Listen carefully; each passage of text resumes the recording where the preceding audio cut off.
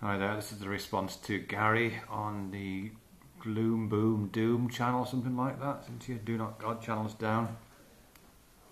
Sorry about that, happened to your other channel there, Guy. Anyway, just a few things about books. You're responding to some videos I've made recently about books, and specifically, I guess this claim I'm kind of picking up with and running about the number of books it would be necessary. Is there a limit to the number of books? What are the percentage of books out there in the world that are relevant? What kind of books would be regarded as essential? What kind of books could we start with? Those kind of things. Yeah, I mean, you say that a tiny percentage of books are relevant. I've just made a few notes here, by the way. I would agree with you there. There's a quite a famous quotation from Theodore Sturgeon, the science fiction writer.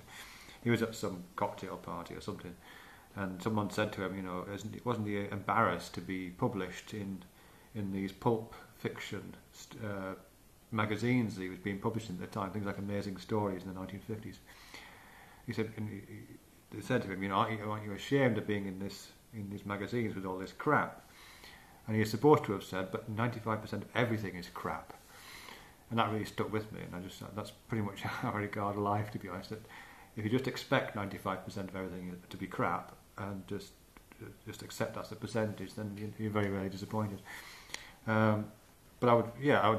But in terms of so I think probably 95% at least of books are undoubtedly crap. That's not the same as relevant, of course. And you're talking about relevancy. The difficulty with that is you don't know which ones are relevant till you read them. I mean, I've read hundreds and hundreds of books, but most of them were crap, and only a few of them were relevant.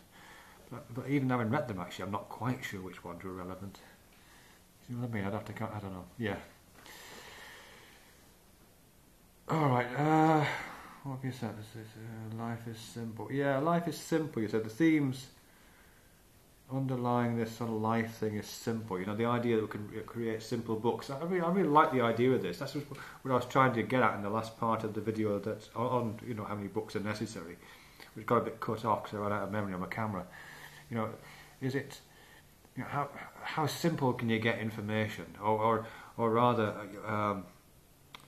in terms of presenting information to children particularly, but to any kind of novice who's new to information, what's the best way of doing that? And I guess the traditional way of doing that is a kind of building block approach. You know, you start with some basic facts, like the numbers or the notes or the musical scale or the alphabet. So you start with some basic facts and then you build out of that. You know, you build. But this idea of the simple fact or the simple book that covers everything, I really quite like the idea of that. So you don't build on it. You get the simple book first, and then it gets more complex. The more you want to find out, it just gets more complicated. And I was kind of speculating about the Heart Sutra and the Diamond Sutra and the Pali canon of Buddhist literature as having that kind of a feel to it. You know, that the Heart Sutra is, you know, quite short, but it's written in this really dense poetic style. Beautiful language, but quite dense. But once you get into it, you can kind of open it out and see how it relates to the Diamond Sutra, which is much further, and so on. And I really like the idea of something like that applied not to those particular ideas, but to modern ideas and scientific ideas, particularly. I think that'd be fantastic. I mean, obviously, the most obvious candidate would be something like biology. This is that famous quotation by a biologist recently where he said that nothing in biology makes sense without evolution. Nothing in biology makes sense without evolution. And I think he's right. I mean, obviously he's not completely right, but most things in biology make sense in the light of evolution. So it seems to me you should start there. You know what I mean? If you get that basic fact in, you know, ideally in the form of like a nursery rhyme that you can teach someone when they're 6, then you've got the idea of evolution, and then you can just kind of get inside of that. You know what I mean? You don't need to laboriously build this animal on top of that, and this animal on top of that, and this life cycle, and this bit of, you know, habitat, you know, all that stuff. You stay inside and flesh out the original idea. So I really like the idea of that. I mean, the nearest example I've come to that is maths. Actually, I made a video about it some time ago. You might not have seen it or liked it, or I've been interested in it. But it was about a mathematician called George Spencer Brown, who did this brilliant book called The Laws of Form, which is about maths, but it's written in this really, it's not a poetic style, but it starts from first principles in maths, and it uses natural language, which is just words, not complicated symbols until much later on. And the first line is something like, a universe comes into being when a space is severed or split apart. It's something very, very close to that.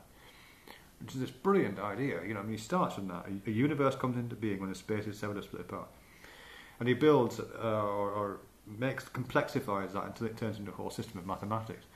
Just a fantastic idea, and I'd love to see examples of that that the equivalent of that in biology and the equivalent of that in physics or whatever else. That'd be really great. I'd love to see that. Okay, what else? You're talking about literature. I thought it was interesting you mentioned Dickens, actually. You're talking about Christmas Carol and Tale of Two Cities, I think it was. I mean, it's interesting if it's Dickens, because of course Dickens' novels were first published in part format in I think it's Sunday newspaper or something like that. It was a serialised story that you'd buy each week, which was quite a radical form and a very popular form at the time. Not an elitist, not an ivory tower form, if I can quote someone else who's making videos at the moment.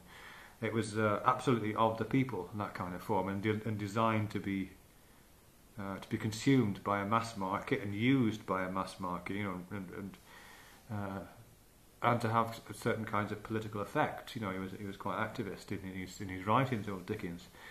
So I'm not suggesting exactly that Dickens was a YouTuber of his day, but he was certainly working at the limits of at the kind of popular edge of writing, in a way that I think YouTube kind of does. It's not user-generated content with Dickens, obviously, but it is